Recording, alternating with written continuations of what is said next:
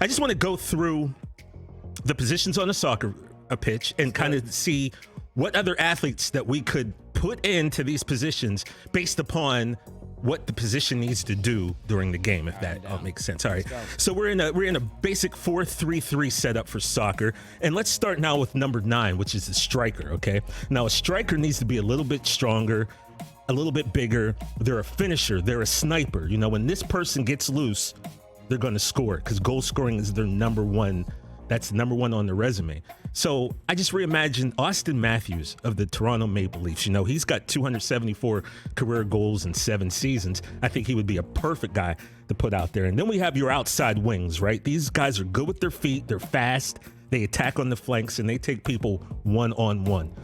So how about Tyreek Hill on one side and Russell Westbrook on the other? No one's catching Tyreek Hill. And despite anything you say about Russell Westbrook, on a fast break, it's beautiful to watch Russ get to the rack. No one stop him. He's a little bigger. He's physical. And I just imagine those two guys on the flanks. That would be an amazing attack there. And now we have the number 10 position, which is the attacking midfielder, right? This is a playmaker, okay, guys? This guy, he's not the biggest guy, but he's quick, he's shifty, and he's accurate with ball placement. He's a playmaker, best of the best. And so for that, I put Steph Curry. So could you imagine if Steph Curry was as good with his feet as he is with his hands shooting a basketball? I think he would make an incredible attacking midfielder. And then we have our midfielder, the number 8 position. Now, this guy's a grinder, right? He controls the middle. He does it all. You know, he's your little things guy. And he's got to be in great shape. He needs to be fit. He's running a lot. And he's also a playmaker. Let's put Bryce Harper in there. Let's see what Bryce Harper could do if he was in that position. Then you're holding midfielders. These guys are gritty. This guy's gritty, physical. They're kind of like a strong safety in football. So the best strong safety in NFL, in my opinion, is Derwin James. So I put him in that spot. Then you have the 4 and 5 positions. These are your center backs. They're usually bigger, more physical, and they need to be great in the air, and they're very defensive. So I got Micah Parsons in there because he once beat Tyreek Hill in a race, Brockman. You saw it. Of course. He's physical, and if being like a linebacker is the prerequisite, then why not have him? And then I put a little twist in there. I got my man Ricochet, WWE superstar, because nobody is better in the air than Ricochet. This guy's athleticism is off the hook. If you ever see the flips that he does, and he's physical, he's got a match tonight against Gunther, and you're going to see how physical Ricochet can be. I just thought he might be a guy who had he honed his skills into a soccer player, he could be World Cup material.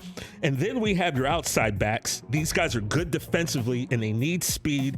And they're responsible, right, for defending the other team's wingers. But when they get the ball, they have the green light to go ahead and get involved offensively. So think of two-way players, Chris. Right. Think guys who go both ways. And I got Jimmy Butler, because we know Jimmy Butler is a beast on defense, and he's a bucket. And then how about Mookie Betts? Yeah. Okay. We need 2 dogs in those positions. Mookie, Gold Glove winner and Silver Slugger. Mookie's a dog. He's a beast. And, you don't really consider Mookie Betts a beast, but he's one of the best players in the game, no man. Doubt. You okay with that, Chris? You okay?